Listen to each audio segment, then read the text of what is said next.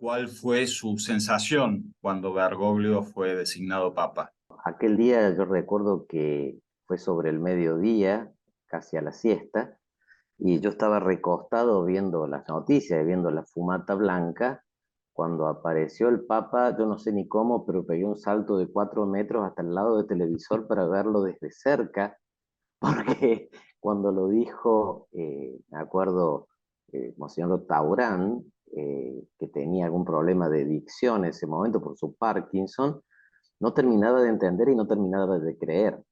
Fue un momento, yo era párroco en ese momento, fue el año que al final de año me tocó ser obispo auxiliar de Córdoba, pero ese momento era párroco.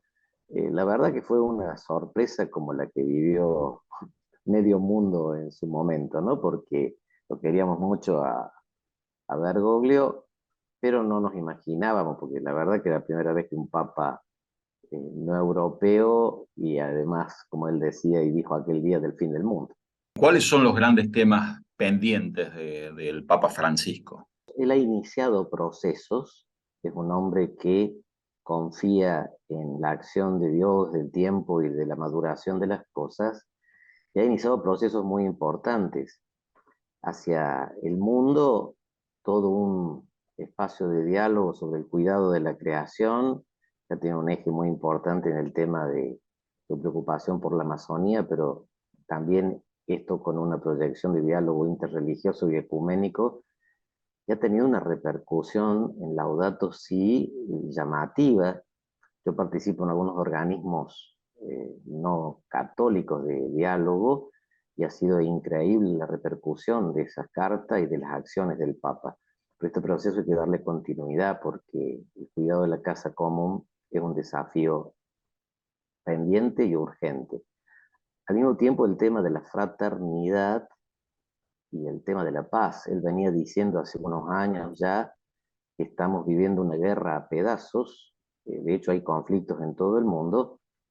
Ya esto ha escalado a una situación, digamos, muy dramática con lo de Rusia y Ucrania, pero nos faltan conflictos en todos los rincones de la tierra.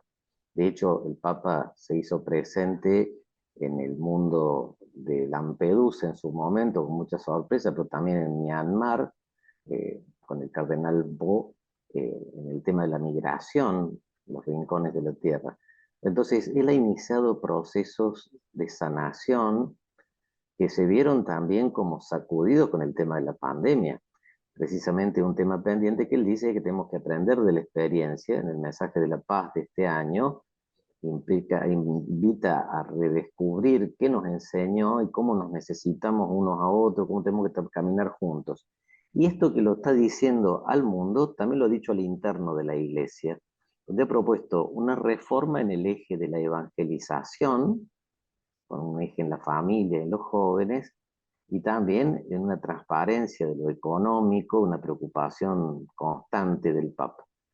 Eh, de hecho, un hombre mayor que sabe que las cosas no se hacen mágicamente, también ha hecho una apuesta por la educación y por una educación en diálogo con los muchos sectores del mundo educativo, porque además de la tarea interna de la iglesia, todo este tema de escuelas que él ha apoyado y acompañado, desde donde ve algo bueno el Papa, digamos, acompaña. Y en ese sentido, con una capacidad de diálogo y de, digamos, proyección hacia el futuro llamativa en una persona que tiene más de 85 años, ¿no? ¿Qué temas quedan pendientes? Yo creo que él ha iniciado procesos, y uno de los temas, eso, dar continuidad a estas dos cosas es indispensable. El tema del modo del ejercicio de la autoridad, que es un drama en el mundo de hoy, el tema del poder. Él ha convocado un sínodo sobre la sinodalidad, pero para mí en el núcleo de ese sínodo está esta crisis también que están viviendo las democracias del mundo. Eh, Hace alusión a esto ya en Fratelli Tutti, pero es algo que enseñó Jesús, que la autoridad es para el servicio, no para el beneficio propio ni de algún grupo, y es un drama Eh, por decirlo desde otra perspectiva, Byung-Chul Han habla de la infocracia, de cómo se han desplazado los ejes del poder y hoy el poder se ejerce como información en muchas partes, el debilitamiento de la participación en lo social, el individualismo, el egoísmo en muchos rincones del mundo. Ya el Papa Benedicto hablaba de la necesidad de ir caminando hacia consensos globales. Esto con la pandemia dimos pasos para atrás, y es un tema pendiente que no sé si él lo va a poder abordar. Después, todo el mundo de la cultura asiática, que tiene más de la mitad de la población del mundo, es un tema. Él dicen que quiere viajar a China, no sé si lo va a lograr hacer, pero hay ejes culturales que no están tan presentes en la consideración del mundo, donde pasa el futuro por ahí, ¿no? ¿Y cuáles son entonces los mayores logros de Francisco, si pudiera puntualizarlo? La necesidad y la acción del diálogo. Hoy Francisco es un líder religioso que tiene diálogo con todos los sectores del mundo y es respetado, digamos, superando como un invierno que se vivía en estos temas. La misma pandemia ha mostrado esta capacidad de liderazgo, eh, diría casi de un estadista, y por decir el mundo anglicano, protestante, el mundo ortodoxo, liderado por el patriarca de Constantinopla, el mundo oriental inclusive. El Papa hoy, su mayor logro es como sus lenguajes múltiples que lo hacen entendible. Un sacerdote español decía, mi mamá y mi sobrino de 7 años me dicen que a mí no me entienden y al Papa sí. Ciertamente esto a los editores les ha causado algunos problemas graves. Me decía un editor de la Políglota Vaticana y poder explicar qué significaba balconear en alemán le había llevado no sé cuántos párrafos. Bueno, pero él ha encontrado y encuentra lenguajes que han instalado de nuevo la posibilidad del diálogo con mundos culturales muy diversos. Y él habla no de una uniformidad, sino de una diversidad reconciliada que me parece muy importante. ¿Cuál es el concepto de unidad que tenemos? Porque no es imponer una idea sobre otro, sino descubrir el don de cada uno y ponerlo al servicio del bien común. ¿El diálogo cree que va a ser la impronta más fuerte que deje Francisco en el papado? El tema del diálogo y el otro es la alegría. Él ha insistido mucho en la alegría y ha sembrado alegría. eh, Fíjense, Evangelii Gaudium, Laudato Si, con ese nombre de Francisco, de él que ha sido profético. Un jesuita que se puso Francisco ya fue un sacudón, pero en todos sus mensajes eh, hay como ha sacado una carta sobre la liturgia. Bueno, la comenzó o la terminó con una oración que era de Francisco de Asís. Bueno, esa impronta de franciscanismo va a ser uno de sus legados. ¿Cuál es la diferencia mayor entre Francisco y Benedicto? Benedicto ha sido un gran teólogo, un pensador que podía dialogar con el mundo del pensamiento.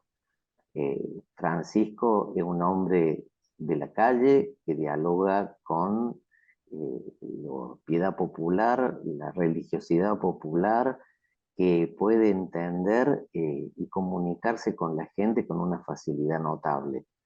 Yo recuerdo el modo de vestir de Benedicto, era muy alemán y muy de la cultura nórdica.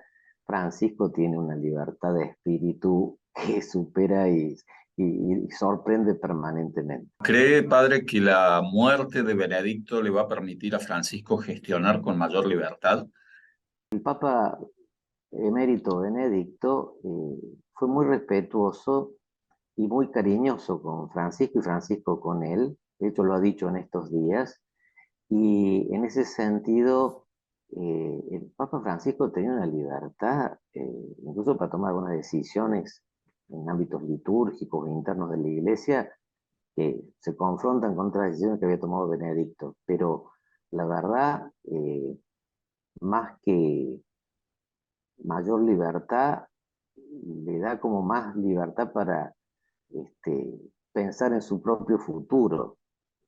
si ya era sorprendente un papa que hubiera renunciado, tener dos papas renunciados o eméritos, hubiera sido, eso le da más libertad a él en un momento, pero también el cardenal Schomburg ha abordado este tema en estos días diciendo no sería conveniente que se haga una costumbre, y el Papa también ha dicho que no se le ocurre por el momento, pero me parece que despeja ciertos grupos ideológicos que todavía no se convencen de que estamos en una época de cambio, que necesitamos encontrar respuestas nuevas a los desafíos nuevos, ¿no? Esos grupos ideológicos que usted menciona son los que le han propuesto cierta resistencia a las gestiones de Francisco. Sí, sí ha habido, ciertamente. También a la gestión de Benedicto. Otros, digo, esto no es nuevo, siempre hay en nosotros, en todos nosotros, resistencias al cambio, hasta por cuestiones psicológicas y de educación. Bueno, en el pontificado de Francisco ciertamente ha habido grupos que no se convencen de esto de tener un papa que manifiesta diversidad en su mirada, en su experiencia. El Papa ha podido proponer ciertas cosas que habían surgido en Aparecida y en América Latina al mundo. Esto ha sido algo profético, el rol que había tenido Francisco en Aparecida, y esto a ciertas culturas o demás no les resulta tan fácil de sintonizar, ¿no? Particularmente algunos grupos de Estados Unidos y algunos grupos más europeos que el Papa ha dicho, la mundanización y la ideologización son tentaciones de siempre, han cambiado de rostro a lo largo de la historia, eran los gnosticismos de la época de la primera evangelización, hoy también los existen y existirán. Eh, Quizás fue como ingenuo, vamos a decir así, cuando cayó el muro de Berlín, pensar que había sido el fin de la ideología. No, esto va surgiendo y tiene distintos rostros a lo largo del tiempo. El Papa es muy realista y él dice que la realidad supera la idea, y en ese sentido yo creo que eso es lo que lo ha ayudado a él a tener una paz inmensa frente a esas resistencias, ¿no? ¿Cómo valora la decisión de Francisco de recuperar el control del Opus Dei y de la Orden de Malta, por ejemplo? Está en el contexto de un reordenamiento de todo el servicio de la curia romana, que ha sido muy coherente desde el principio. Quizás lo primero que, una de las cosas que primero reformó fue la congregación del clero, quizás eso no lo notaban el mundo periodístico, dándole una mirada pastoral, y en esta reforma que no la ha hecho solo, la ha hecho con un consejo de cardenales y en respuesta a lo que le pidieron los cardenales en el cónclave. Me parece que en ese contexto él reubicó el servicio del Opus Dei, que ciertamente son carismas que hacen bien a la iglesia, pero si van en el cauce que tienen que hacerlo, sumando y no convirtiéndose en polarizaciones, ¿no? En ese sentido, a mí me pareció como muy coherente con todo un proceso que él inició desde el inicio del pontificado y en coherencia, una cosa que a veces no se ha descubierto. En el 2012 se había vivido un sínodo sobre la evangelización en Roma. Habitualmente los sínodos implican un documento, no lo hizo el Papa Benedicto, lo hizo Francisco, pero ha sido una continuidad con aquello, y de hecho en el eje del servicio de la curia romana a la Iglesia Universal ha puesto el tema de la evangelización, que ha provocado una reforma en las universidades, en la economía y también en el rol de las órdenes religiosas y los carismas. ¿Por qué cree que el Papa no ha visitado en 10 años a nuestro país? Dice el Evangelio, nadie es profeta en su tierra. Y en Argentina somos muy de, lo es también un poco el Papa y él conoce el paño, vivir las cosas más afectivamente que en un contexto, digamos así, de racionalidad más serena. Y Argentina ha pasado por muchas polarizaciones y tensiones estos años internas, y si él descubre que su presencia no va a ser una ayuda para eh, la comunión, eh, y si va a ser usado para polarizar, no viene. ¿Cree que la Iglesia y el Papa puntualmente han perdido influencia en el mundo actual? evangélicamente es muy positivo haber perdido cierto mundo de poder, vamos a decir así. Eh, Me preocupa el secularismo, la pérdida del sentido de Dios. Le preocupaba a Pío XII ya sobre América Latina, dicho sea de paso. Hay un ateísmo práctico que no nos hace bien a nadie, aunque sigue siendo el tema religioso un tema importante en el mundo. No se lo lee con clave de poder, sino en clave de servicio y diálogo.